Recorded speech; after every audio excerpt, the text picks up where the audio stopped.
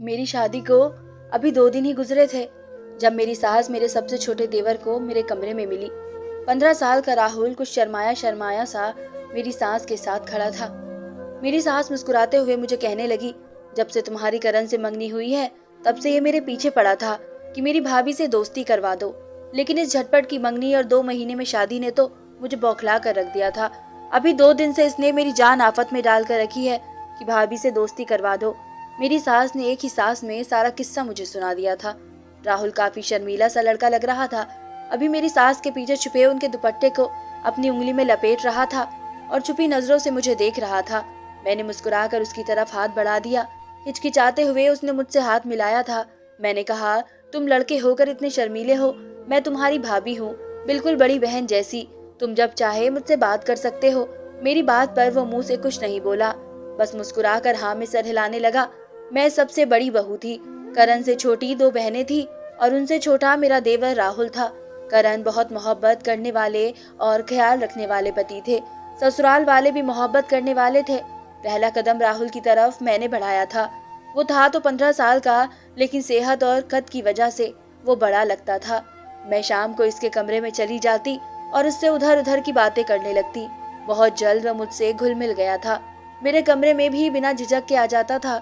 एक बार मैं उसके कमरे में गई तो वो टीवी देख रहा था। मुझे देखकर उसने फौरन से चैनल बदल दिया और घबरा सा गया। मैं इसके पास जाकर बैठ गई। मुझे इसकी उड़ी हुई रंगत देखकर न जाने क्यों कुछ शक सा होने लगा। ऐसा भी वह क्या देख रहा था जो मुझे देखते ही बदल दिया और अब यूं घबरा रहा है जैसे मैंने इसकी कोई चोरी पकड़ ली हो। मैंने उससे प्यार से पूछा कि वो टीवी पर क्या देख रहा था। मेरे सवाल पर वो हैरत का शिकार हो गया। नहीं में सर हिलाने लगा। कहने लगा, कुछ भी तो नहीं भाभी, इस वक्त टीवी पर कार्टून चल रहे थे। मैंने कहा, जो तुम देख रहे थे वो लगाओ। इसने नजरें झुकाए वो चैनल लगा दिया जो वो देख रहा था। मैंने वो देखते ही अपनी आंखें बंद कर ली और कांप कर रह गई। मेरा दिल धड़कना ही भूल गया था। मैंने गुस्से से राहुल की तरफ देखा था। तुम ये देखते हो टीवी पर? बताऊं रात को तुम्हारे भाई को? वो मेरे गुस्से पर डर गया था और नहीं में सर हिलाने लगा। कहने लगा, भाई से कुछ मत कहिएगा। मैंने उसे डांटते हुए कहा कि ये देखकर नींद कैसे आती है तुम्हें? इतनी डरावनी शक्ल देखते हो तुम। वे कोई हॉरर मूवी देख रहा था। मैं तो देखकर ही डर गई थी। इसने मुझसे फौरन से माफी मांग ली। कहने लगा, अब नहीं देखूंगा। मुझे अपना ससुराल बहुत अच्छा ससुराल लगता था। नंदे भी मुझसे प्यार से रहती थी। मैं खुद को खुश नसीब समझने लगी थी, लेकिन मुझे क्या मालूम था कि ये सारी खुशी कुछ वक्त की है। मैं किसी बहुत बड़ी मुसीबत में फंसने जा रही हूँ, जिसका ख्याल भी एक औरत को कांपने पर मजबूर कर दे। इसकी जिंदगी में ऐसी तकलीफ भर दे जिसे सहन करना भी मौत के बराबर हो। मेरे मायके में मैं सबसे छोटी थी, इसलिए मुझ पर कोई खास ध्यान नहीं देता था। भाई बहन बड़े थे, सब आपस में मिलकर बातें करते और जब मैं उनके पास जाती तो कहते, तुम छोटी हो, तुम्हारा हम बड़ों में क्या काम। मैं भी अकेलेपन का शिकार हो गई थी। मुझे राहुल को देखकर अपनी पिछली जिंदगी यानी मेरा बचपन याद आने लगता था। मैं बड़ी बहन भाइयों के ध्यान से बेगानी थी, इसलिए मुझे लगा वो भी ऐसा महसूस करता है। क्योंकि मेरी दोनों नंदों की दोस्ती थी, वह दोनों साथ साथ रहती थी, इसलिए मैं नंदों से ज्यादा राहुल पर ध्यान देती थी। इसकी पसंद का खाना भी बना देती, इसके छोटे मोटे काम भी कर देती, इसके साथ गेम भी खेल लेती, ताकि जो उदासी मैंने सही है वो राहुल को ना मिले। एक दिन वो मेरे कमरे में आया। करण के आने का वक्त था। मैं खूबसूरत से कपड़े पहने हुए मेकअप कर रही थी। जब राहुल मेरे कमरे में आया, मुझे तैयार होते हुए गौर से देखने लगा। फिर मेरे मेकअप से एक लाल कलर की लिपस्टिक उठाकर मुझे पकड़ाई और कहने लगा, भाभी ये लगाए, मुझे ये रंग अच्छा लगता है। मैंने इसके हाथ से वो लिपस्टिक पकड़ ली। मैं इस छोटे से बच्चे का क्या दिल तोड़ती, लेकिन वह तो मुझे देखकर मेरी तरफ मुस्कुराते हुए बढ़ा और मेरे चेहरे को अपने दोनों हाथों में ले लिया और बड़ी मोहब्बत से देखते हुए बोला, आप बहुत प्यारी लग रही हैं। ये कहकर वो बेझिझक होकर मेरे गले लग गया। पहले तो इसकी इस हरकत पर मैं बुरी तरह से घबरा सी गई थी। मेरा दिल धक से रह गया था। मैंने फौरन से उसे खुद से पीछे किया। वो पीछे हटकर मुझे देखने लगा। मैंने उसे इतने गुस्से से देखा कि वह कुछ घबरा सा गया। कहने लगा, भाभी आप तो मेरी बड़ी बहनों जैसी हैं। मुझे आप अपनी बहनों से भी ज्यादा अच्छी लगती है, लेकिन शायद आपको मेरा प्यार करना बुरा लगा। I am sorry. इसने गर्दन झुकाकर शर्मिंदगी से कहा और मेरे कमरे से बाहर निकल गया। मुझे घुटन सी महसूस होने लगी। अपनी सोच छोटी सी लगने लगी। वो मुझे बड़ी बहन समझकर मेरे गले लगा था और मैं क्या गलत सोच बैठी थी। कैसे झटके से मैंने इसे खुद से दूर किया था। क्या सोचता होगा मेरे बारे में कि मैं कैसी बदतमीज हूँ। प्यार का जवाब भी धुतकार कर देती हूँ, न जाने क्यों, लेकिन मैं खुद में शर्मिंदगी महसूस करने लगी थी। इसलिए अगले दिन राहुल के साथ पहले जैसा ही रवैया किया। अब पूरा दिन मेरे साथ बैठ जाता था, मेरे गले भी बेझिझक लग जाता था, अपना चेहरा मेरे चेहरे के बहुत करीब ले आता। मुझे न जाने क्यों इसका ये करीब आना बेचैन कर देता था। मुझे लगता था कुछ गलत हो रहा है। मेरे अंदर से कोई मुझे ये कहता कि ये सब ठीक नहीं, लेकिन शैतान इंसान का खुला दुश्मन है। मेरे अंदर बैठा एक शैतान मुझे ये समझाने लगता वो छोटा सा बच्चा है, मुझसे प्यार करता था, बड़ी बहन समझता था, मुझे भी ऐसा ही सोचना चाहिए। देखने में मैं दुबली पतली सी थी, वो मेरे साथ खड़ा कद में मुझसे 2-3 इंच लंबा ही लगता था। जब वह स्कूल से वापस आता, मैं किचन में खाना बना रही होती, वो अंदर आते ही मेरे गले लग जाता। मुझे उलझन सी होने लगती।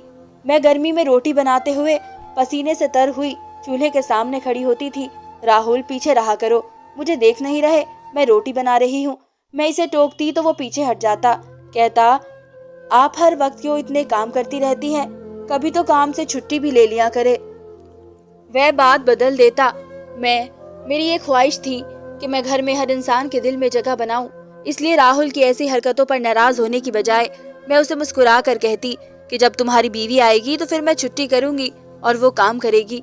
मेरी बात पर वो मुझसे कहता कि मेरी दुल्हन आप अपनी जैसी लेकर आना, मुझे बिल्कुल आप जैसी बीवी चाहिए, क्योंकि आप मुझे बहुत अच्छी लगती हैं।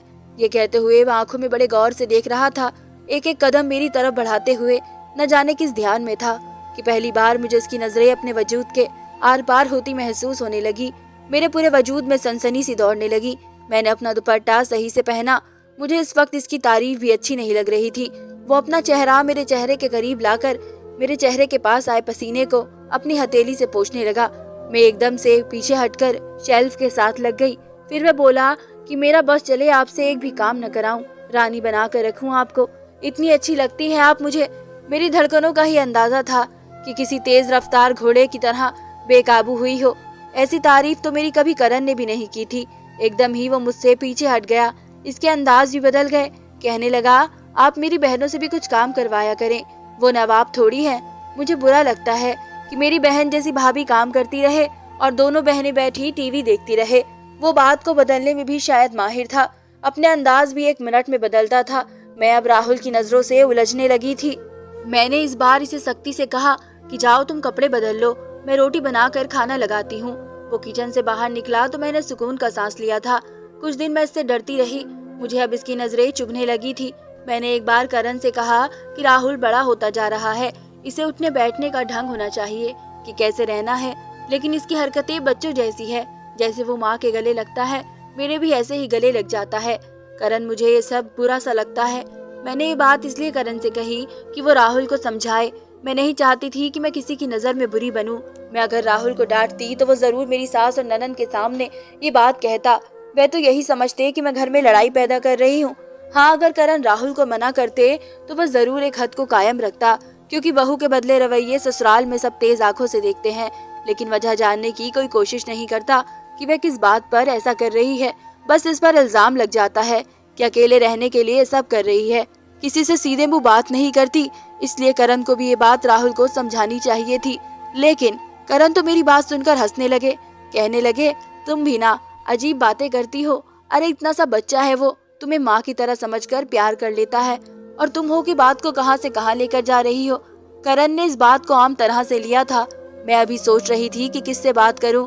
ठीक है, वो मुझे बहन समझता है, मैं इसे छोटा भाई समझती हूँ, लेकिन इसकी नजरें और बातें अजीब सी होती है। ये बात तो माँ और बहनों को समझनी ही चाहिए कि भाभी बड़ी बहन जैसी होती है, लेकिन वह कुछ लिहाज शर्म भी होनी चाहिए। यही बात मैंने अपनी सास से भी डरते डरते कही तो वह भी हंस दी और कहने लगी, तुम हो ही इतनी अच्छी, करण के साथ साथ हम सब भी तुम्हारे दीवाने हो गए हैं। मेरी तो ये दुआ है कि मेरी दूसरी बहू भी तुम जैसी आए। मेरी सास ने बात को एक अलग ही अंदाज दिया था। मैं चुप की चुप रह गई थी। मेरी सास की लापरवाही और मेरे पति का मेरी बात पर ध्यान ना देना, उसका खामियाजा मैंने बहुत बड़ा भुगता था। मैंने खुद से ये सोच लिया था कि मैं खुद राहुल से दूरी कायम रखूंगी। मैंने राहुल के कमरे में जाना छोड़ दिया, इससे ज्यादा बातचीत भी नहीं करती थी। ये बात इसने भी महसूस की थी। एक बार कहने लगा, मेरी कोई बात आपको बुरी लगी हो भाभी? मैंने कहा नहीं। कहने लगा, फिर मुझसे बात क्यों नहीं करती? मैंने कहा, बस काम कुछ ज्यादा बढ़ गया है, इसलिए। मेरी बात सुनकर उसने कुछ देर मुझे गौर से देखा, फिर मुस्कुरा कर बोला, आपके चेहरे पर ये जो भोलापन है ना, मुझे बहुत अच्छा लगता है। दिल चाहता है देखता रहूं। मैंने उसे प्यार से समझाते हुए कहा, मुझे इतने गौर से मत देखा करो, बुरी बात होती है। बहनों से ऐसी बातें नहीं करते, ना ही उन्हें देखते हैं। मेरी बात पर वो संभल सा गया था और फिर वहां से चला भी गया। कुछ दिन से मेरी तबीयत खराब सी थी, मुझे चक्कर भी बहुत आ रहे थे। जब करण मुझे डॉक्टर के पास लेकर गए तो पता चला कि मैं प्रेग्नेंट हूँ। इस खबर ने तो मेरे ससुराल में खुशी की लहर ही दौड़ा दी थी। सब मेरा बहुत ख्याल रखने लगे थे, लेकिन डॉक्टर ने मुझे कुछ दिन बेड रेस्ट को कहा। अब किचन का सारा काम मेरी सास और ननंद ही संभालती थी। मेरा ज्यादा वक्त अपने कमरे में गुजरता था। एक रात मेरे पति, सास और ननदे किसी शादी पर जाने को तैयार थी, लेकिन शादी कानपुर में थी। मुझे सफर मना था और राहुल न जाने क्यों टेस्ट का बहाना बनाकर घर पर रुक गया। कहने लगा कल स्कूल टेस्ट है, वो नहीं जाएगा। मैं अपनी माँ के घर जाने का सोच रही थी, लेकिन राहुल की वजह से मेरी सास ने मुझसे कहा कि तुम घर पर ही रुक जाओ, रात तक हम लौट आएंगे, शादी तो शाम को ही खत्म हो जाएगी। और मैं हमेशा ये चाहती थी कि मेरी ससुराल का हर इंसान मुझसे खुश और राजी रहे, जो कि कभी भी मुमकिन नहीं हो सकता था। मैं सास की बात मान गई। रात के खाने के बाद मैं अपने कमरे में चली गई, दरवाजा लॉक कर दिया। मुझे नींद आ रही थी। फिर ये सभी भी कानपुर से निकलने वाले ही थे कि काले बादल रात के वक्त ऐसा अंधेरा कर रहे थे।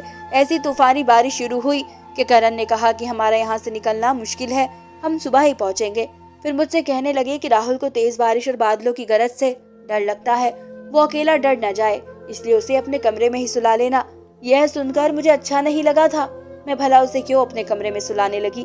मैंने कहा, करण वो इतना छोटा तो नहीं है कि बारिश से डर जाए। मुझे राहुल को अपने कमरे में सुलाना सही नहीं लग रहा है। करण इस बार मुझे सख्ती से बोले, ये क्या तुम हर वक्त इसके बड़े हो जाने की रट लगाई रहती हो? वो बच्चा है, इसकी सोच बच्चों जैसी ही है। मेरे साथ और बहस मत करो और जो कह रहा हूँ वो करो। करण ने फोन काट दिया, लेकिन मैंने भी राहुल को कमरे में नहीं बुलाया। मैं लेट कर सो गई। रात का न जाने कौन सा वक्त था जब बादल इतनी जोर से गरजाए जैसे कहीं बिजली गिरी हो। इस कदर खतरनाक आवाज थी कि मैं भी उठकर बैठ गई। साथ ही लाइट भी चली गई थी। मेरा दरवाजा इस कदर जोर से खटका कि मैं डर के मारे उछल कर रह गई। अंधेरे में मुझे ठीक से कुछ नजर भी नहीं आ रहा था। मैंने पूछा, कौन है? कहने लगा, मैं राहुल हूँ भाभी, जल्दी दरवाजा खोले, मुझे डर लग रहा है। मैं अंधेरे में बड़ी मुश्किल से चलती हुई दरवाजे तक पहुंची थी। मेरी कमर में दर्द सा था। कुछ दिनों से मैं खुद को थकी हुई महसूस कर रही थी। मैंने दरवाजा खोला तो हाथ में टॉर्च लाइट पकड़े राहुल डरा डरा सा खड़ा था। कहने लगा, मुझे डर लग रहा है। इसके चेहरे की हवाइयां भी उड़ी हुई थी। मैंने उसे कमरे में आने को कहा। अंदर आते ही इसने कमरे का दरवाजा बंद करके लॉक कर दिया। कहने लगा, मुझे डर लग रहा है। ये कहकर वो मेरे गले लग गया। वो इस वक्त बहुत ज्यादा डरा हुआ लग रहा था। मैंने इसे किसी छोटे बच्चे की तरह से तसल्ली दी थी कि कुछ नहीं होता, मैं हूं ना तुम्हारे पास। आहिस्ता आहिस्ता इसकी गिरफ्त मुझ पर बहुत मजबूत होने लगी। मुझे लगा शायद डर के मारे वो मुझे माँ या बड़ी बहन समझकर मेरे गले लगा है, लेकिन कुछ पल में उसके हाथ मेरी कमर पर खुद से चलने लगे थे। मुझे करंट सा लगा था। इसकी पकड़ और इसकी मेरी कमर पर चलती उंगलियां मुझे कुछ और ही समझा रही थी। मैंने उसे पीछे कर दिया। एकदम से लाइट आ गई थी। बारिश का जोर भी कम हो चुका था। राहुल के चेहरे के अंदाज मुझे अचानक बदले हुए लगने लगे।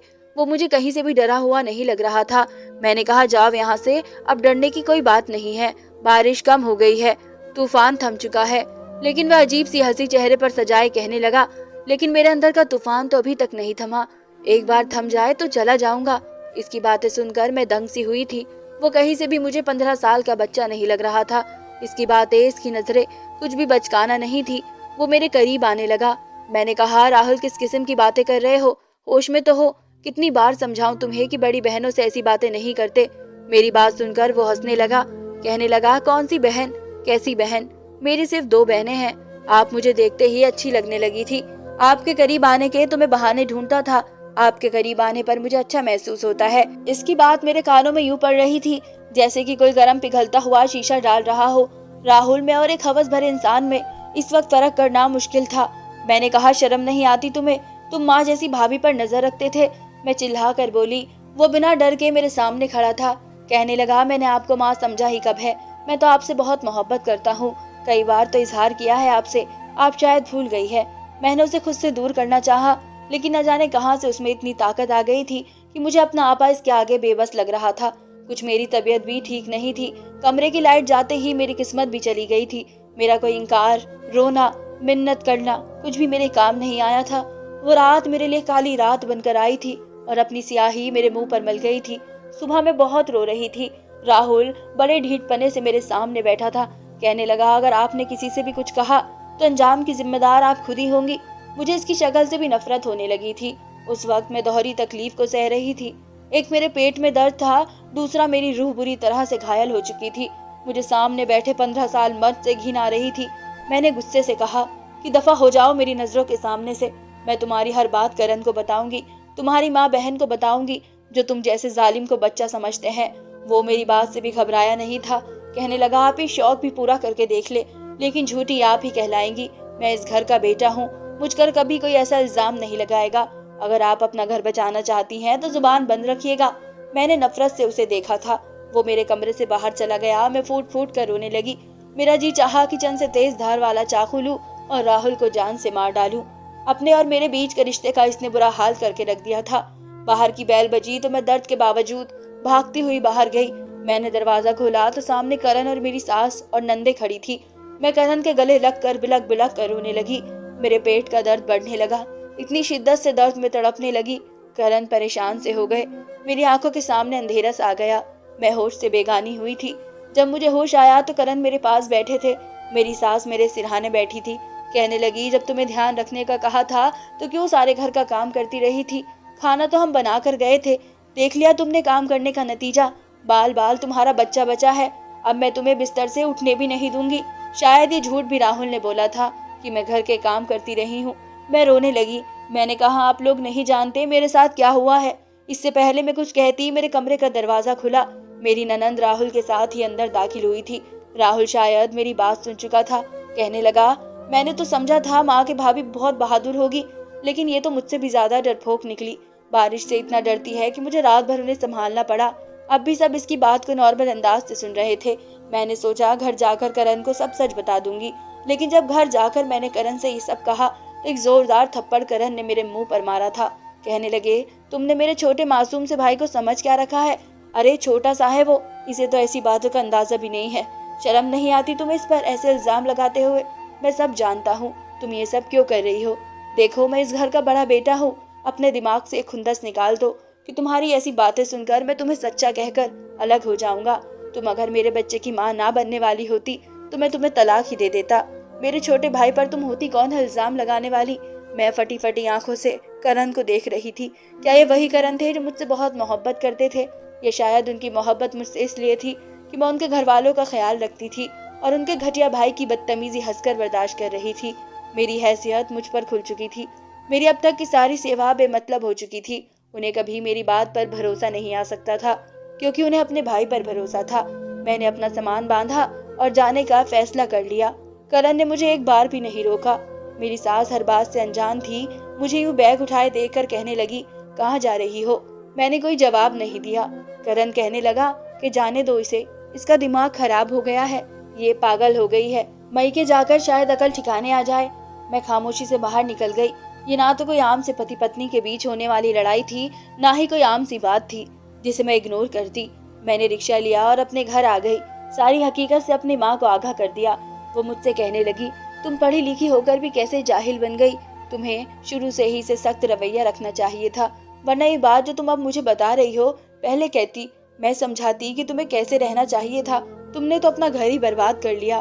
तुमने अपने ससुराल वालों को राजी करने के चक्कर में अपने देवर की सारी बदतमीजी सही।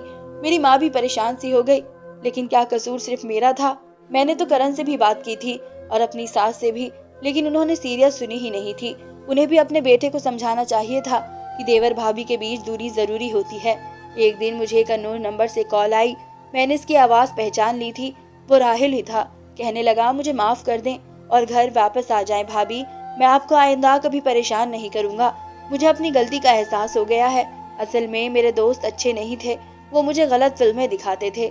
जिस दिन आपने मुझे चैनल बदलते देखा था, मैं हॉरर मूवी नहीं बल्कि एक गलत फिल्म देख रहा था। बस ऐसी चीज देखकर मैं बहक गया था। मुझे माफ कर दें और वापस आ जाए। मैंने कहा, जो तुमने किया वो गलती नहीं पाप था। मैं तुम्हें कभी भी माफ नहीं कर सकती। इसमें कसूर तुम्हारे घर वालों का भी है, जो तुम्हारी हरकतों पर आंखें बंद किए तुम्हें बस बच्चा ही समझते रहे। मैं तुम्हारे भाई से तलाक ले लूंगी। मुझे तुम लोगों की शक्ल तक नहीं देखनी। ये कहकर मैंने फोन काट दिया। मेरे घर बेटा हुआ था, इसके बाद मैंने करण से तलाक ले ली। ऐसे रिश्तों का यही अंजाम होता है। औरत को शादी के शुरू में ही देवर की हदें बांध देनी चाहिए और घर वालों को भी अपने बच्चों के रिश्तों की हदें बतानी चाहिए, ताकि किसी का घर उजड़ने से बच जाए। मैंने अपने पति करण से तलाक इसलिए ली क्योंकि एक औरत अपने पति के भरोसे ही ससुराल में रहती है, और जब उस पति को ही अपनी बीवी पर भरोसा ना हो तो ऐसे पति के साथ रहने से अच्छा है कि वह उसे छोड़ दे। धन्यवाद दोस्तों।